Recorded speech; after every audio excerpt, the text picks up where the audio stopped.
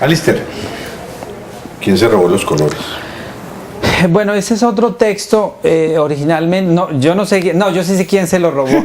Se lo robó un hombre malo que se llama Talla, que es una figura que, bueno, es un cuento basado en un mito precolombino de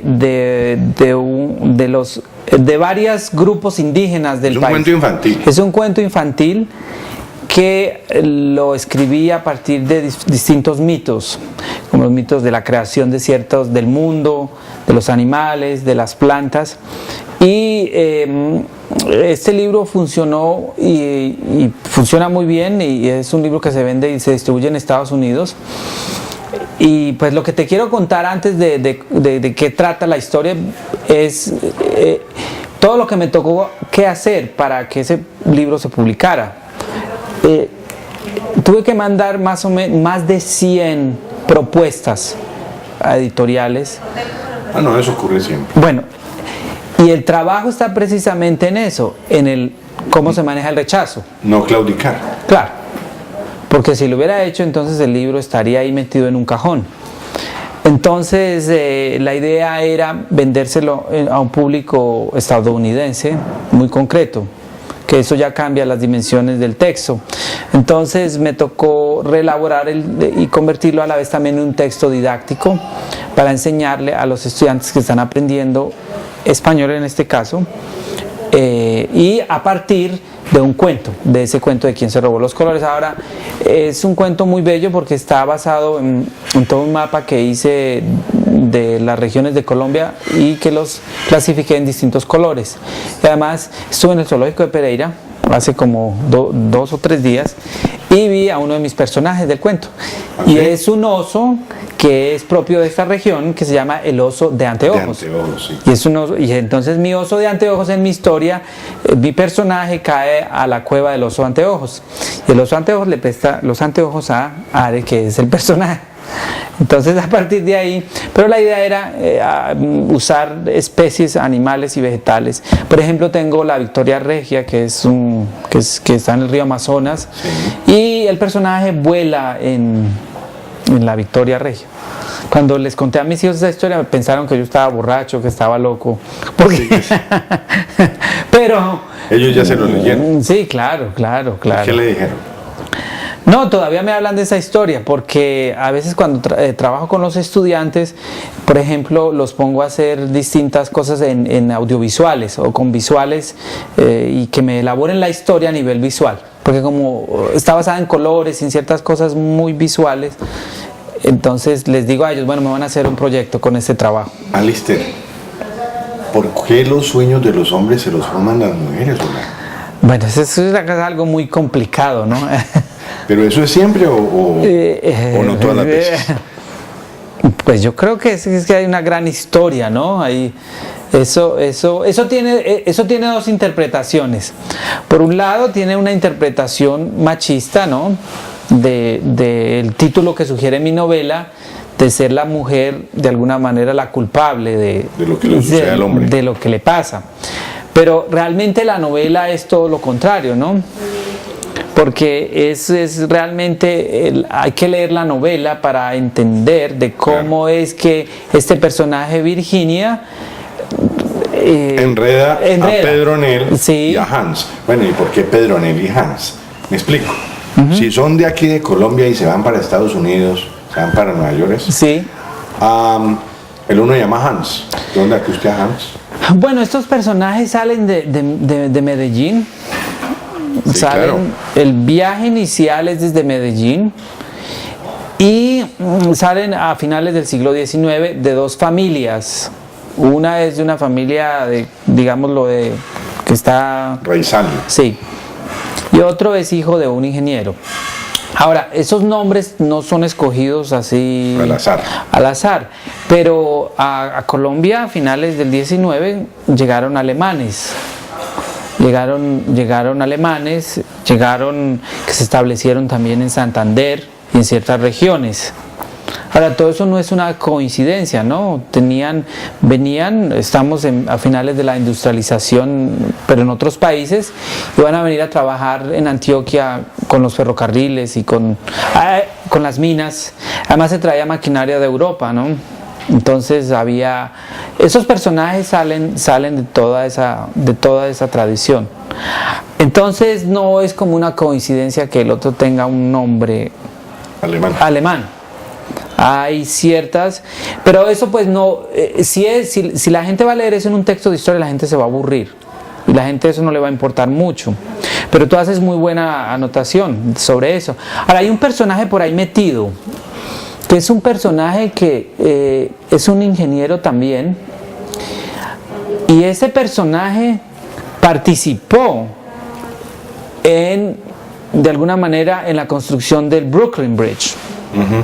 Y este personaje de verdad existió y está metido, lo meto ahí en la gente no lo pilla, como dicen acá, pero por ahí está metido, que va a ser un primo y que Hans, la mamá, lo va a llevar a que lo vea para presentárselo, porque se supone que es una persona muy importante. Pero hay un libro aquí, un libro histórico donde muestran cuál fue la vinculación. No va a decir que este señor hizo el Brooklyn Bridge, porque eso no es verdad, eso es mentira, pero este señor estuvo y participó dentro de ese proyecto. Ahora, no es una coincidencia que Antioquia, pues toda la parte de la industrialización y todo eso, no es que Antioquia haya surgido de la noche a la mañana, ¿no? Hay toda una historia, ¿no? No, y para que la gente entienda, no se trata de algo aburridor, no, la novela es espectacular y además es interesante darse cuenta de que Pedronel y Hans son enredados por Virginia, ¿no?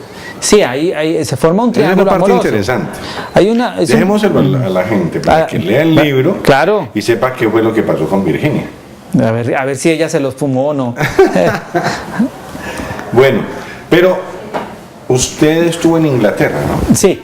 Estuvo en Inglaterra y siguió escribiendo. ¿Y por qué escribió sobre Andrés Bello? Bueno, Andrés Bello es una figura central. Claro, si hablamos de Andrés Bello, hablamos de gramática.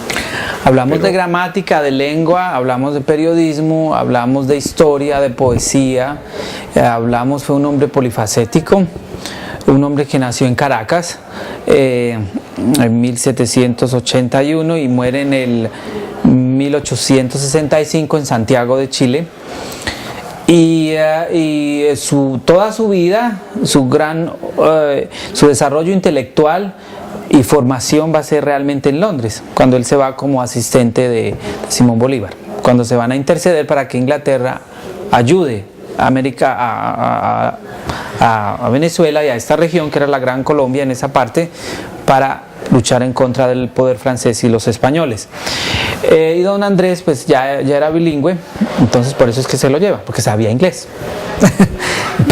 Por eso don Andrés se fue, no por ser poeta, sino porque sabía inglés. Pequeña ventaja. Sí, pequeña ventaja. Eso se lo hemos dicho a todos los estudiantes en el país, aquí en un país que quiere ser bilingüe, pero todavía se demora mucho. Pero yo creo que esa parte hay que seguirla promoviendo, porque no podemos enajenarnos y no podemos no estar al tanto del mundo y de lo que pasa. Y además yo pienso que el inglés tiene que ser muy importante en esta región, porque es una región turística. Tenemos que vincular a esta región con el mundo de afuera, con el mundo, con Europa y inclusive si los asiáticos vienen acá se van a comunicar en inglés. Y yo pienso que hay que formar a estos muchachos, porque eso les va a aportar empleos. Eso tiene que ver con empleos y con vinculación con algo muy concreto. Pero para volver a don Andrés Bello, me interesaba estudiar la etapa de él en Londres, que va a ser la etapa más importante de la formación a nivel literario, filosófico. Va a fundar unas revistas muy importantes que se llaman Repertorio Americano y la otra Biblioteca Americana, donde se van a publicar los primeros artículos de poetas americanos. Cuando digo americano estoy hablando de Hispanoamérica. Entonces me interesaba, estuve trabajando en el Museo Británico, estuve trabajando también en en la Biblioteca Británica, donde están los documentos. Hay una parte muy importante de Andrés Bello que siempre se olvida, que él fue el primero que estudió el poema del Mío Cid, y los manuscritos estaban o están todavía en the British Museum. Entonces, él fue el primero que España, solo Menéndez Pidal le reconoció a él su gran obra sobre el Mío Cid, pero nunca le dieron el crédito que tenían que darle por su trabajo sobre las primeras investigaciones sobre el poema del Cid. Pero fue un hombre como fuera de serie, y pienso que siempre hay que estudiarlo. Los muchachos, los estudiantes deben volver a don Andrés Bello, porque fue una figura además muy importante, y además se vinculó a América Latina a través de la cultura. Hace poco estaba leyendo un artículo sobre los grandes aportes de don Andrés Bello a América Latina. Fue precisamente eso, tratar de unificar América Latina a través de la lengua, porque él tenía mucho miedo que después de independizarse de España, cada país escogiera su lengua. Entonces, pero hay muchas críticas también sobre eso, pero pienso que es importante volver a recuperar la figura de don Andrés Bello, que esté presente, y además que entiendan que fue un hombre no solo de letras, sino un polifacético. Bueno, Alister, honestamente muy rica esta charla. No sé qué más condimento le faltó. La comida. ¿Qué quiere añadir usted? Yo sé que estuvo en el Encuentro Nacional de Escritores en Calarcá. Me gustaría así preguntarle, ¿a qué escritor joven ve usted con gran proyección nacional? Bueno, yo pienso que no podría darte un nombre en concreto porque sería injusto. Lo que yo sí veo es que hay mucha riqueza y hay mucha variedad, y pienso que hay muy buenos escritores, no solo jóvenes, sino gente de otras generaciones que ha seguido trabajando de una forma muy seria y muy constante. Entonces pienso que lo que me asombra más es de toda esa riqueza literaria, de toda esa creatividad que tenemos no solo en el Quindío, sino en el país. Y yo pienso que el encuentro es un lugar que propicia eso. Además descentraliza la cultura de ciertos lugares que son en el país, y eso hay que tratarlo y mostrarlo y contarle a los jóvenes que ellos también pueden lograr eso a través del trabajo y de la disciplina y la motivación.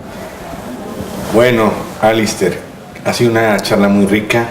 Hemos aprendido mucho más, cada día aprendemos. En nombre de Robinson, de Ronald y del Salmón Producciones, mil gracias por haber estado acá al calor de un café. No, a ti te agradezco mucho y nos volveremos a ver. ¿Okay? Espero que gracias. Sí.